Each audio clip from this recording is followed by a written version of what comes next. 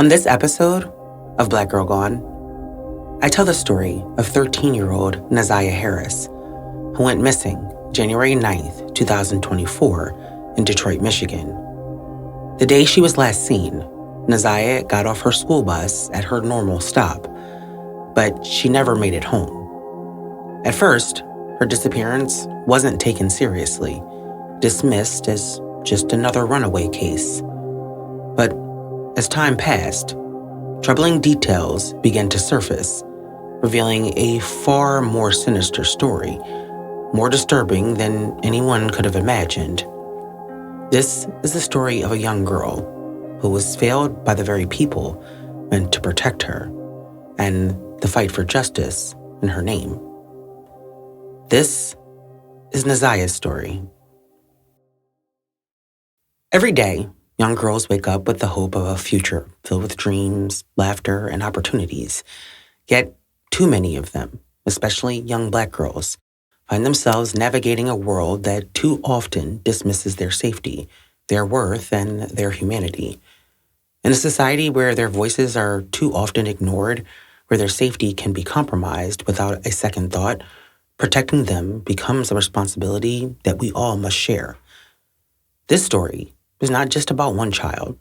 It's about all the children who are vulnerable in ways that many others are not. Their lives are often treated as expendable, their struggles invisible, and their pain minimized. But we cannot afford to ignore these truths any longer. In this episode, we focus on the heartbreaking story of Naziah Harris, a 13-year-old girl whose life was tragically taken from her far too soon. Naziah's disappearance and death are a painful reminder of the very real dangers that young girls face in a world that too often overlooks their needs. Naziah's story is a call to action, an urgent reminder that protecting our children, especially our young Black girls, is not just a matter of family, but of community, of justice, and of humanity. It was a chilly winter day in Detroit on January 9th, 2024, when 13-year-old Naziah Harris disappeared without a trace. What seemed like a regular day at school would soon turn into a heartbreaking mystery that would grip her family and the community. But to understand the tragic events that followed, we need to take a step back and learn more about the girl at the center of the story, Naziah. Naziah was born on September 5th, 2010 in Detroit, Michigan. Her parents were Nicole Harris and Mervyn Jennings. Though the circumstances surrounding her upbringing were far from simple, her biological parents faced personal struggles that made it difficult for them to care for her. And so, as a result, Naziah was raised by her grandmother, Annette Harris, who also adopted her. And by the time Naziah was a 7th grader, she had found her place at J.E. Clark Preparatory Academy in Detroit. Many details about Naziah are not publicly available right now, and so there are things about her life that we just don't know. But what we do know is that on January 9th, 2024, the day began just like any other day for Naziah. She attended school, and then when school was over, she boarded her school bus. She got off the bus near Cornwall Street and 3 Mile Road, an area near where she lived. However, after getting off the bus, she didn't go home like she usually would. Her family expected her to arrive as she always did, but as the hours passed and she didn't show up, concern grew. Her grandmother, Annette, who had been raising Naziah, became increasingly worried when she realized that she hadn't heard from her and she wasn't home. According to reporting and interviews with Annette, this behavior was unusual for Naziah, and she had no prior history of running away. And so when she didn't come home after school, it was completely out of the ordinary. Now, for reasons that are unclear, by the next day, when Naziah still had not shown up, Annette called the Detroit Public Schools Community District to report that her grandmother was missing. The report was taken by a school police officer named Derek Wolf. The officer said that after speaking to Annette, he followed up with students at Naziah's school to see if any of the other students knew where she was. He said he also canvassed the area near the school as well as the area near where she would have gotten off the bus, but he could not find any information about her whereabouts. The school officer was able to confirm that Naziah had gotten off the bus at her usual stop, but after that, he could not determine where she had gone next. Now, although Naziah had no history of running away, according to her grandmother, when she was reported missing to the school district, she was treated as a runaway. In the days and weeks following the report being made, it's not exactly clear what investigators were doing to locate the missing teen, but any attempts they made to locate her failed. After nearly a month had passed since anyone had seen or heard from Naziah, the school district police said that they decided it was time to reach out to law enforcement for help. Quote, "We involved our federal partner and went through her social media post and interviewed friends and classmates. Once we got information that this could be more than a runaway, we contacted DPD," the chief of the school district police told the Detroit News. Now, after contacting the Detroit police, they briefed them about the situation and then they took over the investigation. Quote, "We can confirm that on February 13th, 2024, the Detroit Public Schools Community District Public Safety Department, at the request of Chief White, briefed the DPD on the situation involving the disappearance of Naziah Harris. Following that briefing, the DPD assumed the lead on the investigation," the Detroit police said in a statement. Once police took over, the search for Naziah went into high gear. By the time law enforcement received the case, valuable time had been lost in the search for her. The initial assumption that she was a runaway had caused critical delays, leading investigators down the wrong path in the crucial early hours of her disappearance. And instead of the immediate large-scale search effort, precious time was spent operating under the belief that Naziah had left on her own and would just return. By the time the authorities shifted their focus to the possibility of foul play, key evidence could have been lost, and potential witnesses may have moved on without realizing the importance of what they had seen. The delay in treating her case as an urgent matter not only potentially hindered the investigation, but also deepened the anguish for her loved ones, who knew from the beginning that something was terribly wrong. It was a devastating reminder of how the runaway label is too often misapplied to missing Black girls, delaying critical attention and resources needed in the earliest moments of a case when they matter most. On February 14th, investigators began canvassing the area around where Naziah had gotten off her school bus. They were able to obtain surveillance footage that showed her exiting the bus and walking down the street. They also expanded the search to outside the county. And that same day, 45 minutes from where she was last seen, investigators brought helicopters and canines to search an area in Pittsfield Township. After that, a search warrant was executed on a home in Detroit's East Side. In March 2024, Detroit police, along with volunteers, conducted an extensive search along a river on the city's west side. Additional searches took place in Clinton Township and multiple areas of Detroit, following investigative leads. Later that month, a potential breakthrough came when a woman discovered Naziah's identification card on Detroit's west side.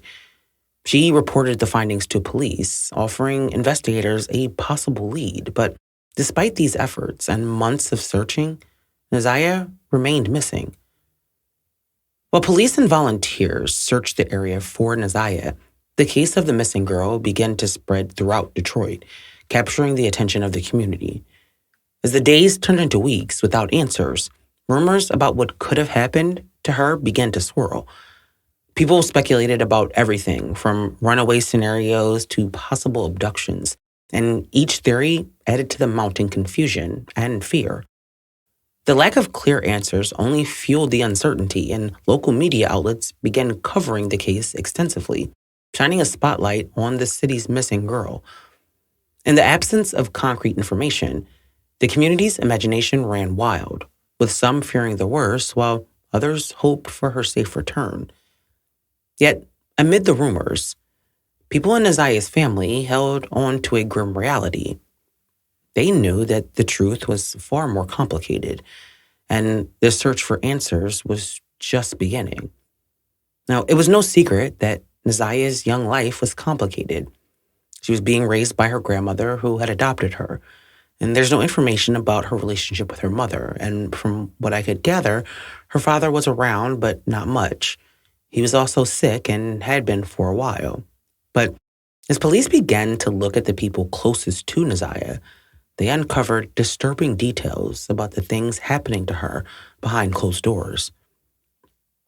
In February 2024, a couple weeks after the DPD took over the investigation, relatives of Naziah spoke to Detroit Fox News 2 and revealed that they believed Naziah was being sexually abused.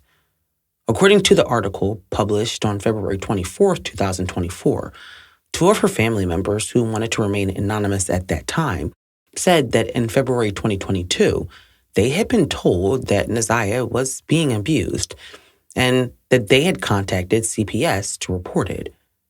When asked by the interview about the number of times they suspected the abuse had taken place, they said, quote, "If I had to guess, 7 to 10 times over the course of the last 8 months to a year."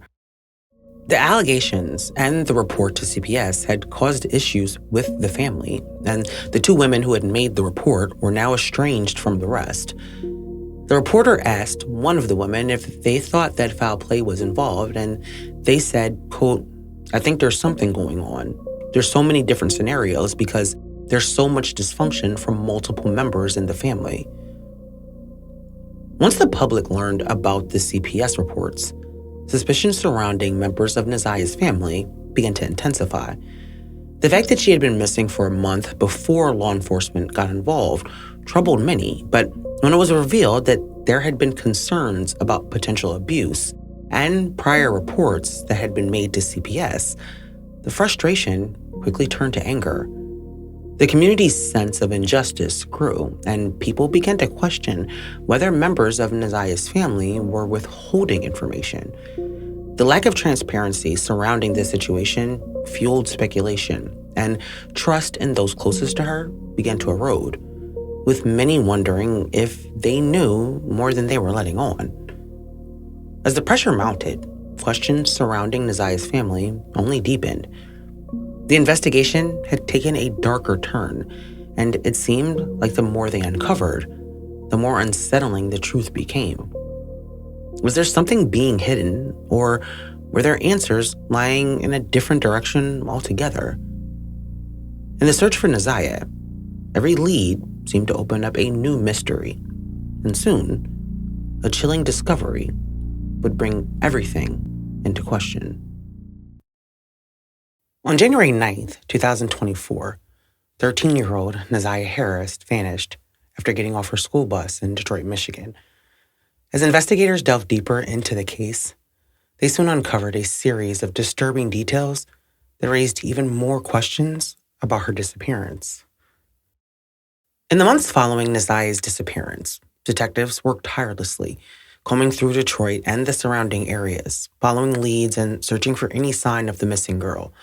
They scoured abandoned buildings, wooded areas, and waterways, hoping for a break in the case. Volunteer search parties joined the effort, braving the harsh weather conditions, while law enforcement expanded their search into neighboring cities and towns. Despite the relentless efforts, there were no concrete leads, and the sense of urgency grew with each passing day. The search for Naziah was not just about finding her. It became a race against time, as every moment without answers brought more pain. During their investigation, detectives had learned that 2 years before Naziah went missing, family members had reported to CPS that they believed that she had been abused. Now, although the allegations had not led to an investigation, for detectives searching for clues about this disappearance, it was a huge red flag. And so they obtained those records and learned that a man named Jarvis Butts was the person being accused of abusing a then 11-year-old Naziah. Jarvis was dating Naziah's aunt, Shannon Harris, who he shared children with. Investigators learned that in February 2022, Naziah's great aunt was allegedly told by Shannon that Jarvis had been touching her and two other children inappropriately. Now, the great aunt, who was later identified herself, by her first name, Janelle, in an interview with ABC7, said that she immediately became concerned after talking to her niece because she knew Jarvis was on the sexual offender registry after he served 8 years in prison for third-degree criminal sexual conduct. Now, initially, Janelle said that she did not report the abuse because Shannon told her that she would report it. But on April 13th, 2022, Janelle contacted CPS and filed a complaint. But after her call, she said CPS never followed up.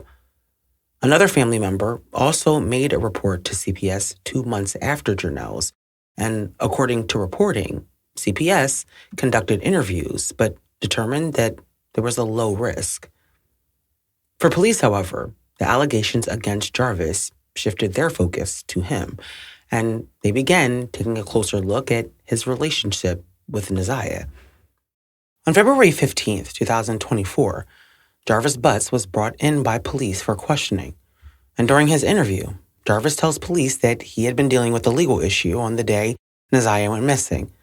He claimed to have no knowledge of where she could be, but he did mention that she would sometimes come to the auto shop where he worked to spend time with his daughter, who was her cousin.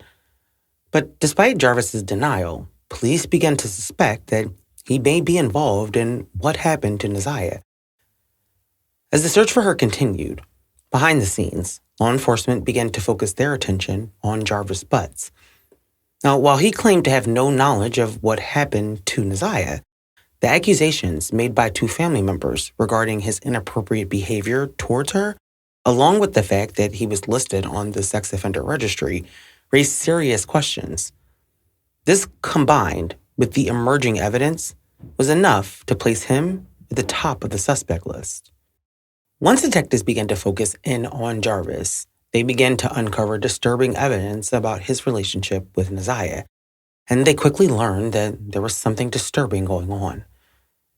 They turned to Jarvis's phone and internet search history to try and determine what had been happening in the days leading up to the disappearance. They discovered that on the day Naziah was last seen, January 9th, 2024, a text was sent from her to Jarvis using a school district-issued tablet. The text read, "Don't forget to be here before 3. I will let you know when I'm leaving the school. If you're not here, I will wait." After that, she texted him, "Send okay if you see the message so I can delete your number." And Jarvis replied, "Okay." After discovering those messages, they contradicted what Jarvis had told police in February, because he claimed that he had not seen Naziah since late December, early January at her grandmother's house. He said he didn't know the last time he had spoken to her, and when asked if he was supposed to meet her on January 9th, he said not at all. Now, he was also asked why Naziah would have his number saved and why she would be texting him, and he said that he didn't know. But once detectives discovered that he lied, he became their prime suspect. They used his phone to track his location the day Naziah was last seen and discovered that the phone traveled from Detroit near where his auto shop was to Ypsilanti around 4 p.m. on the 9th.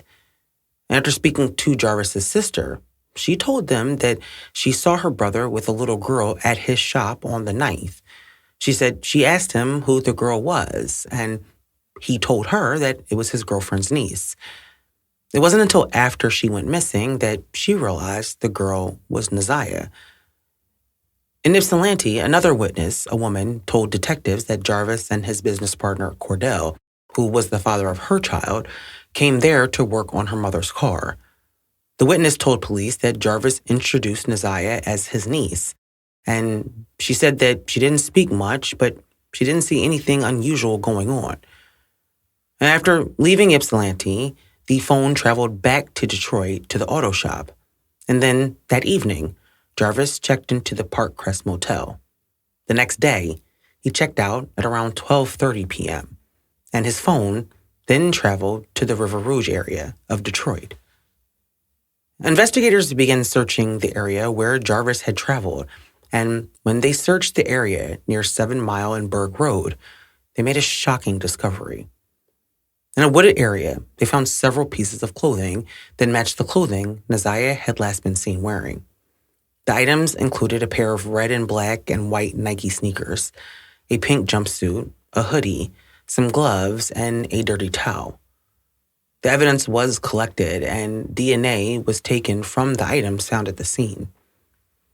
The evidence pointing to Jarvis's involvement was growing. After denying ever seeing Naziah, investigators had found witnesses that saw her with him the day that she was last seen. He lied about being in contact with her, and her clothing was discovered at one of the locations his phone traveled to. But what they discovered through these movements was only the tip of the iceberg. Now, after obtaining warrants for Jarvis's phone and Google search history, they learned that Jarvis had been grooming and abusing Naziah for years. Text messages between them dated back to 2022 and showed that he had been engaging in inappropriate behavior with this child since she was at least 11 years old. The messages, which I will not read, showed a disturbing and disgusting relationship between the two. But it was the message that Naziah sent in September 2023 that investigators believe ultimately led to her death. On September 26, 2023, Naziah sent Jarvis a text revealing that she believed she had missed her period.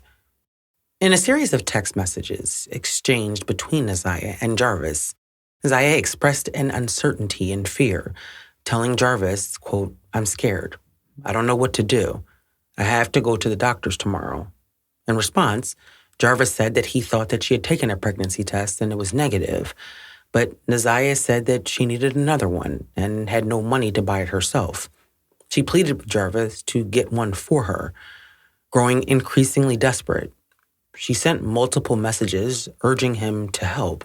Quote, "You ain't scared to get a plan B. Get a pregnancy test and bring it later today. Just act like you have to use the bathroom." When she didn't receive an immediate response, she continued pressing. "Please, will you do it? Hello?" Finally, Jarvis replied, "Okay." The discovery that Naziah was pregnant and that Jarvis was allegedly the father sent the investigation in a whole new direction and helped to narrow down a motive. Not only was Jarvis abusing Naziah, he had been grooming her for years, and her being pregnant was a complication that he did not want to deal with. As a registered sex offender, and with a history of abusing children, he knew that if anyone discovered what he had been doing to Naziah, he was going to jail for a very long time. And so he decided that he would get rid of her. In December 2023, after Jarvis found out that Naziah might be pregnant, police found that Jarvis, between December 8th and December 11th, 2023, had repeatedly searched for information about abortions, visiting Planned Parenthood's website multiple times to look up details on abortion pills. But his searches didn't stop there. He also looked for over-the-counter abortion medications and visited websites promoting herbal teas as a way to end pregnancy. There were also searches about drinking red antifreeze. And once the text messages were found, investigators working the case believed that Jarvis Butts was the person responsible for Naziah's disappearance. And despite the fact that her body had not been found, the evidence that they had collected told them that Jarvis had murdered her. On September 26, 2024, Jarvis Butts was charged with first-degree murder, child sexual abusive activity, and second-degree criminal sexual conduct. Even though Naziah's body was not found, prosecutors believed that they had enough evidence to prove that she had been murdered. And during a press conference announcing the charges, prosecutors said that Jarvis was a serial predator, a, quote, classic expert groomer and pedophile, who they said used his relationships with women to get close to the young girls and their families. Quote, "He groomed and preyed upon Naziah with expertise. We will prove that he killed young Naziah after he found out she was pregnant at 13 with his child," Prosecutor Kim Worthy said during the press conference. On September 27, 2024, Jarvis was arraigned, and in November 2024, he was held for trial on the charges in Naziah's case, as well as 2 other children he's accused of sexually abusing. In January 2025, a preliminary hearing began to determine if this case would go to trial. And during the hearing, for the prosecution, they presented a range of evidence that painted a disturbing picture of his involvement in Naziah's disappearance and death. Over several days, multiple witnesses, including Jarvis's ex-fiancée, his sister, and a young girl who witnessed the abuse firsthand, took the stand to provide crucial testimony. Investigators revealed that blood matching Naziah's DNA had been found on a sweatshirt linked to Jarvis, and digital evidence, including the text messages and internet searches, proved a troubling connection between him and the 13-year-old. After reviewing the testimonies and forensic evidence, Judge Sabri determined that there was enough probable cause to proceed with the case, calling Jarvis a quote-unquote monster before officially binding him over for trial. The legal proceedings have now set the stage for what will likely be a highly publicized trial scheduled for October 2025. Now, we will, of course, follow the trial and the outcome, and I'm sure that what we have learned so far is only a portion of the evidence that prosecutors will present at trial. For now, the community and people who love Naziah can find solace in the fact that he has been caught, but there's still a missing piece to this case because Naziah has not been found. This story, since it hit the media, has garnered a lot of attention on social media and blogs and with other true crime creators. And with that attention often comes a lot of opinions that can be confused with facts, finger-pointing, and assumptions. When it comes to Naziah's story, there are things that we know and things that we don't know. But the one thing that is for sure is that multiple people in this child's life failed her. She was groomed by Jarvis for years. It's hard to understand how the people in her life didn't know. And if they did know, it's even harder to understand why they would not have reported him and made sure that Naziah was never alone with him again. The story of what happened to Naziah Harris is a story that angers you as much as it breaks your heart. She was a child. She was vulnerable, and a 42-year-old man took advantage of her under the nose of the people who were supposed to protect her. The system that should have shielded her failed her at every turn. Warnings were ignored, reports were dismissed, and critical time was lost in the search for her. For a month, her disappearance was treated as a runaway case instead of the urgent crisis that it was. And by the time police took action, it was too late. Naziah deserved so much more. She deserved safety. She deserved justice. And most of all, she deserved to grow up. Now, as her family and community demand accountability, the trial ahead will determine whether the man accused of taking her life will finally be held responsible. But no verdict can undo the failure that led to this tragedy. But what we can do is continue to say her name, continue to fight for justice, and continue to demand that no other child be ignored the way Naziah was. Thank you for listening to this week's episode. Don't forget to follow us on Instagram, Facebook, YouTube, TikTok, and Threads.